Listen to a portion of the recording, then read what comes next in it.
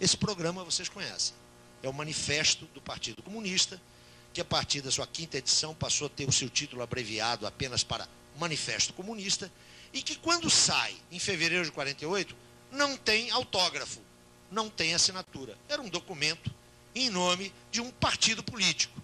Só 2 anos depois, em 1850, é que o nome dos autores passa a constar das edições subsequentes que se fazem desse texto.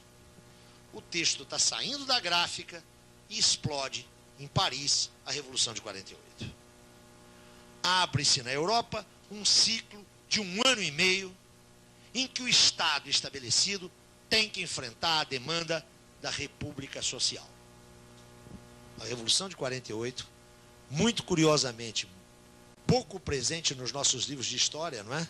A gente estuda a civilização chinesa, a civilização egípcia, a gente estuda até a Revolução de 789, né? Até 789 é legítima. De 789 para frente, a Revolução é um caso de polícia. Não é por acaso, né? O grande problema do pensamento burguês é entender o presente como história. O passado é história. A história já houve. Não é novidade nenhuma. Não exageremos os elogios ao Sr. Francis Fukuyama. Imaginar que só agora se põe o debate do fim da história. O debate velho. Para o pensamento burguês, a história do presente deve ser cancelada. A Revolução de 48 marca uma crise não apenas política, mas uma crise cultural na Europa burguesa. 48 não foi ocasionado pelo Manifesto Comunista, é óbvio. A demanda dos trabalhadores era a demanda de realização das palavras de ordem lá de 789. Liberdade, igualdade, fraternidade. Todas elas resumidas numa só palavra de ordem. O direito ao trabalho. Como se fosse possível o direito ao trabalho na ordem burguesa, não é?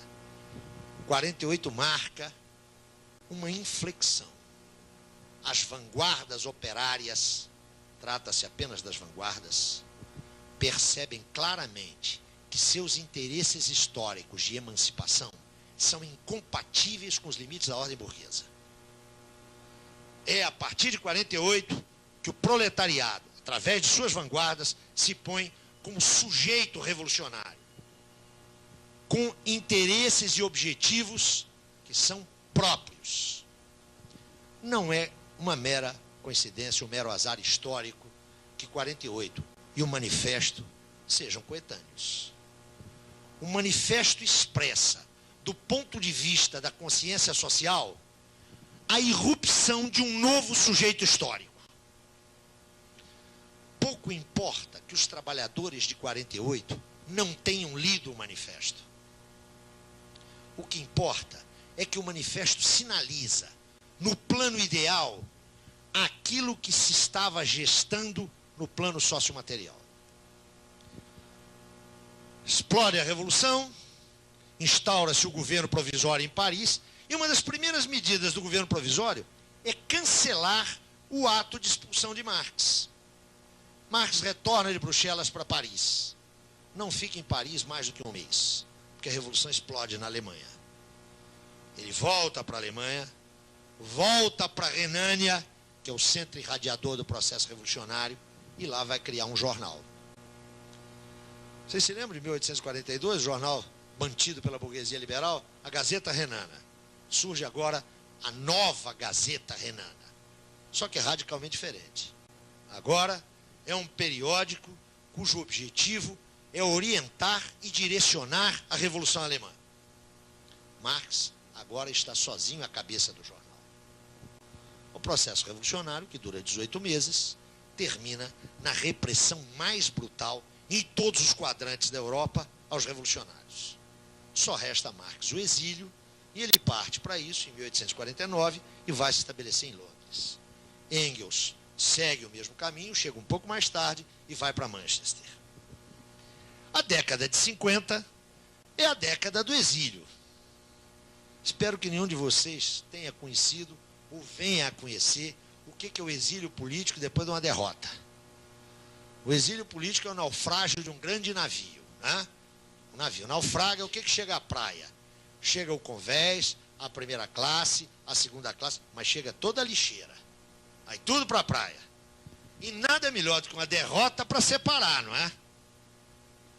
A gente vai ver isso claramente daqui a alguns meses. Se o campo democrático e popular triunfar nessas eleições, que é o meu desejo e a minha esperança não, mas é o meu desejo, porque eu não tenho nenhuma ilusão sobre o que virá, não é? Mas eu espero que o campo democrático e popular triunfe. Não vai acontecer racha nenhum. Todo mundo vai ter um emprego de assessor. Agora, se o campo democrático e popular for derrotado, seguramente vai espirrar nego para tudo enquanto é lado. É próprio das derrotas políticas isso. Os primeiros anos do exílio são anos duríssimos para Marx. Do ponto de vista econômico e financeiro, não sei se vocês conhecem a autobiografia do Oswald de Andrade, que é muito engraçada. O primeiro volume chama-se Sob as Ordens de Mamãe. O segundo, que é muito divertido, é Um Homem Sem Profissão. Marx era rigorosamente um homem sem profissão. Pensador. Ia viver de quê? Aí vivia de artigos para jornais. Jornais operários, cuja remuneração era rigorosamente próxima de zero. Os anos 50 são anos de miséria literal para a família Marx. É miséria literal. Engels só vai poder ajudar mesmo a partir do final da década. Mas também são anos de fofoca, da imensa fofoca do exílio, que ocupa Marx e Engels a um ponto tal que no final da década Marx tem que publicar um panfleto para dizer, notem, para dizer que não é um agente prussiano.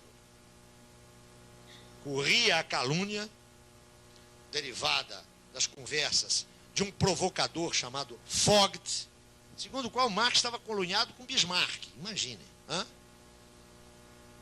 Isso é muito natural no clima de um exílio que sobrevém a uma derrota.